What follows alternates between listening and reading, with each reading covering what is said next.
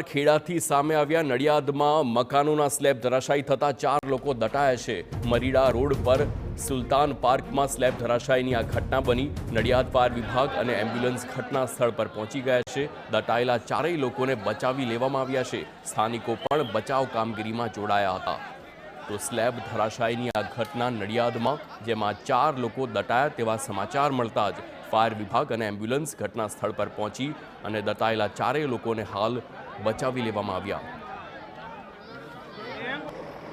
નડિયાદ શહેરના અદનાર પાર્ક સોસાયટીમાં under construction મકાન એક કોલેપ્સ થયેલ છે અને જેમાં 4 વર્કરો કામ કરતા હતા, જે પૈકી 2 લોકોને માઇનર ઇન્જરી થઈ છે અને જેને ત્યાં હોસ્પિટલમાં મોકલેલ છે।